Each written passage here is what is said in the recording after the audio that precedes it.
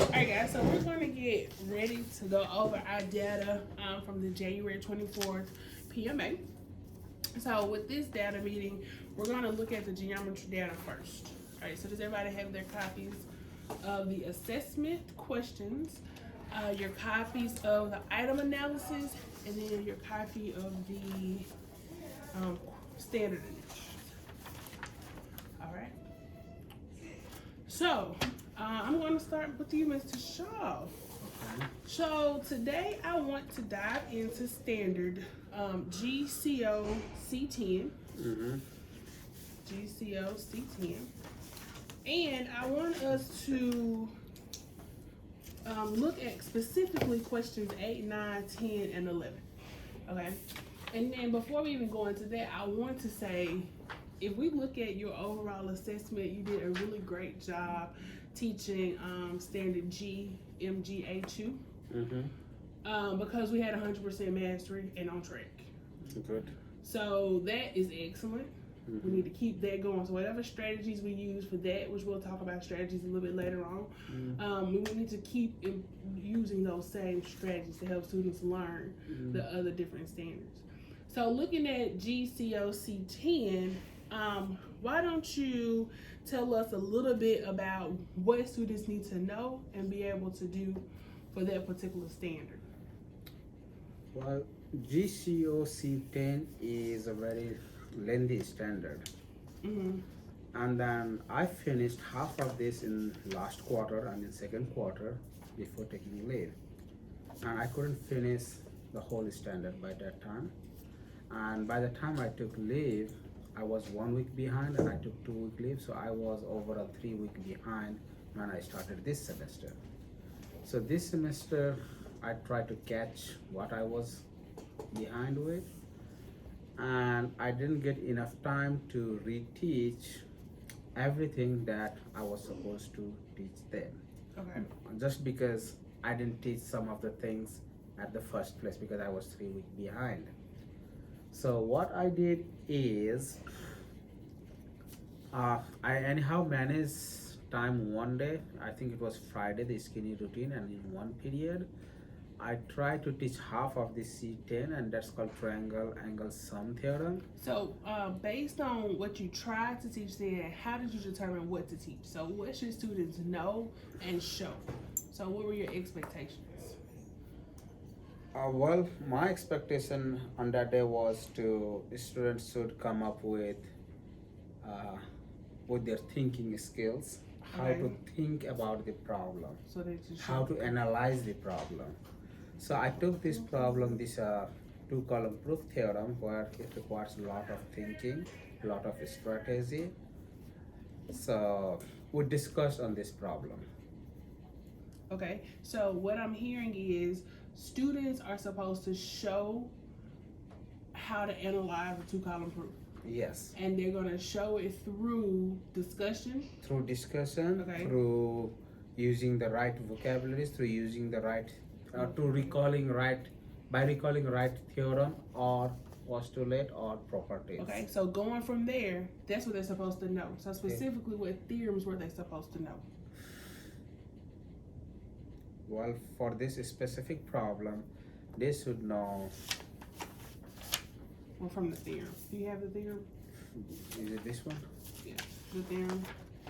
So based on the theorem, which theorems are they specifically supposed to know?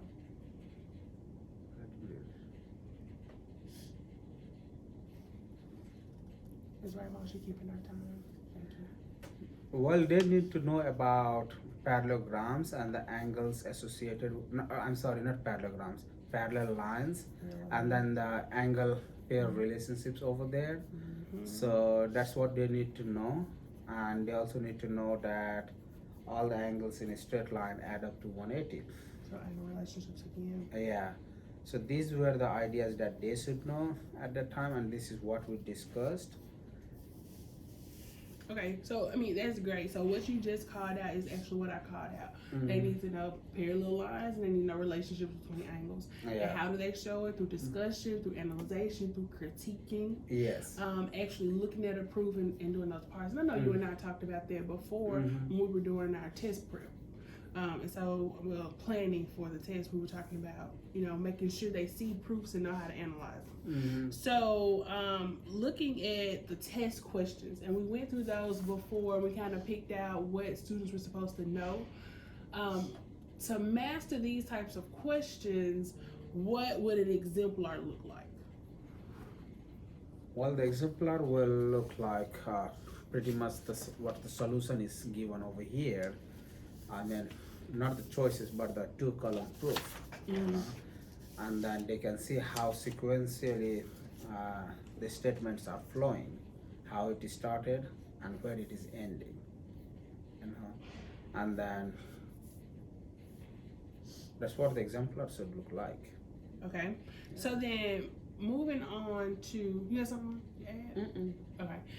So moving on, I kind of, because it's like more of a multiple choice instead of a constructed response, I want us to look at let's look at question number 8.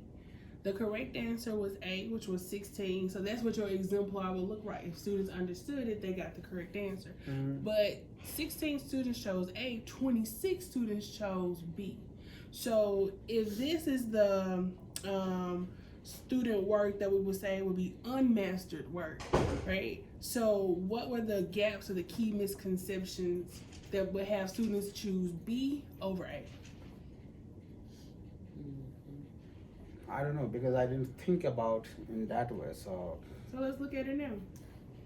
So if we read answer choice B, what are some of the gaps or misconceptions that students will say, oh, that looks right, I'm gonna go with this one?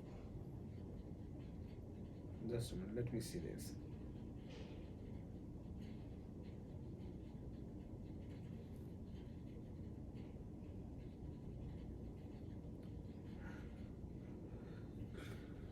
Okay, so here the most likely thing I can see is, because it is written in like with geometrical symbols, and students don't like to read everything in the choices. They see and they read the first part of it and they always start with A, so most likely they will choose A.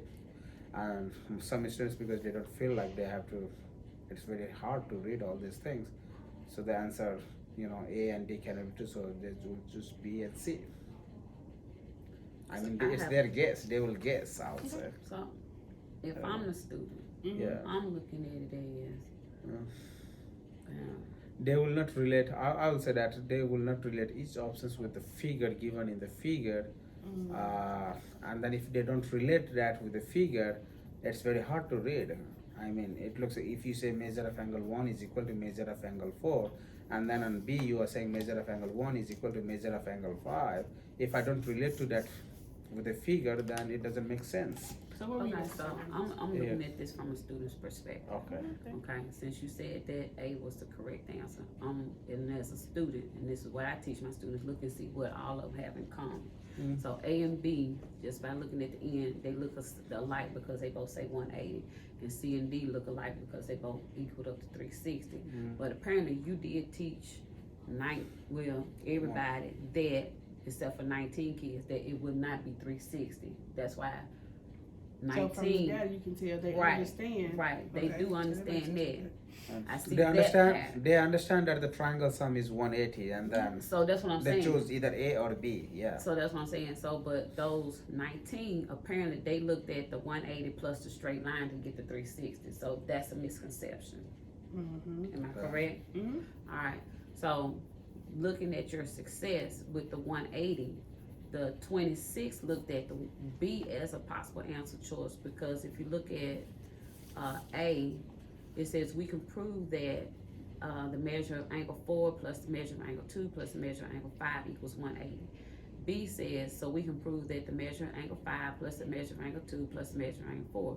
If I'm a student, I'm looking at it, it's the same thing, so what difference do it make? It's just the order of it. But so now we're looking at, is there a specifics in the order? So then if I go to that phrase right before that, that's when it goes into measure of angle 1 is equal to measure of angle 5. That cannot be. Correct? Yeah. So what does that relate to? So you told us earlier that students had to know angle relationships. Yeah. So and parallel lines. So specifically, because what she just stated was also what I pointed out. In answer choice A, it says measure of angle 1 equals measure of angle 4. B, measure of angle 1 equals measure of angle 5. So clearly that's wrong. What's the misconception? So what were students possibly thinking? Well, the students didn't know they think that 1 and 5 are like corresponding angles, but that may be one misconception. Okay, so because they didn't separate this figure, like drawing a separate parallel lines and separate transversals to see is that really a corresponding angles there, or is there some other angles, maybe alternate interior angles. So that's what might be I can guess. I mean, that may be confusing to students. I mean, and that's what it takes, right? Us going through these answer choices, looking at where could those possible misconceptions be. Because the majority of the students chose B probably because of that right there. The other way you can find out misconceptions is to ask them. So when you get ready to go over the assessment, say, hey guys, what were y'all thinking? Right? And that kind of gives you a little bit more to go off of. But from what we can do is now is look at the data, go from what we think it is, try. What we're going to try, we're going to do. We're going to go back and reteach. And then from there, we're going to keep going back and forth until we get students to where we want them to be. Okay, so we kind of talked about what we analyzed the test question, and we kind of identified some of those misunderstandings and those learning gaps. So what would you say would be the key area that we would go back and reteach? Again, I will have to talk about that angle pair relationship and why, and then show them, okay, if I show them like, okay, this is corresponding angle, this is alternate interior angle, that is not enough. Under what condition this might look like a corresponding angle, but it may not be. So I have to show the other side of that diagram, like this diagram, where 1 and 5, at first place it looks like this is corresponding angle, but it is not. And then we can discuss why is this not a corresponding angle. So instead of just talking about in positive way, we also may have to go through the negative way and see what's So the converse. Yeah. So we need to talk about the converse. Converse, yeah. So what I hear you saying is, and I'm gonna push you a little bit, Okay. I need to go back and show them. I need to go back. Now, you need to get them to try to come up with how to see and do the different things. Okay. You get what I'm saying? So not you standing up at the board, because that's how you taught it the first time, right? You stood up at the board, you gave them some notes, you went over some problems, just some direct instruction the first time. And then this is the results we have. The next time I got to go back and do a little differently. Okay. So maybe I may come up with like a proof puzzle. Or maybe I may give them 2 overlapping triangles and have them physically take them apart. You get what I'm saying? Because when we go back and reteach this, we have to teach it a different way than what we taught it the first time. Yes. So some student actions might be what? So what might some student actions be?